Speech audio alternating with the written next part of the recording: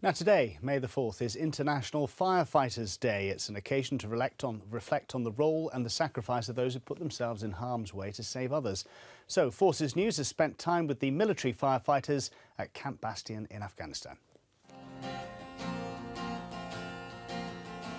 They're here on standby for a 24-hour shift. Then they have 24 hours off. The RAF Fire Service is augmented by the United States Marine Corps Aircraft Rescue Firefighters to provide cover for Bastion's air movements, the whole camp and beyond.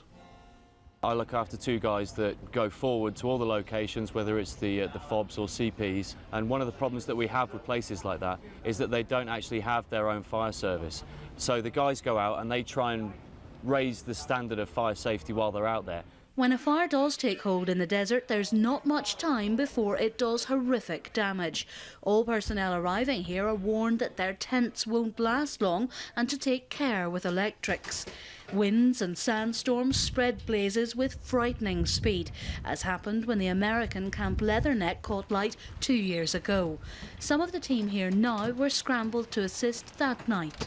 It were a big fire. It were the size of a football pitch, if not bigger, the initial fire. If that had caught to the bulk fuel installation, then the whole of Leatherneck, which is a small town really, the whole lot could have gone up and we could have lost everything.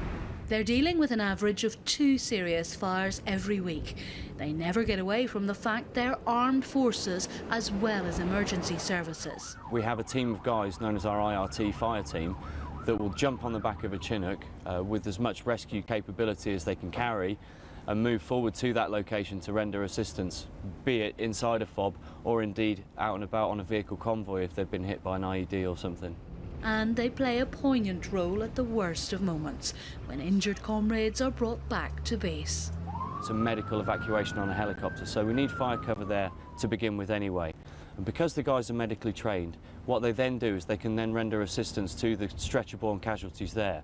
They will physically carry every casualty of war that goes through the Royal 3 Hospital at Camp Bastion. They have to deal with tough stuff, and as it's a small trade in the military, firefighters deploy with more frequency often than the infantry. The team's pleased to hear there's an International Firefighters Day, but to them it's just another day, awaiting the next shout.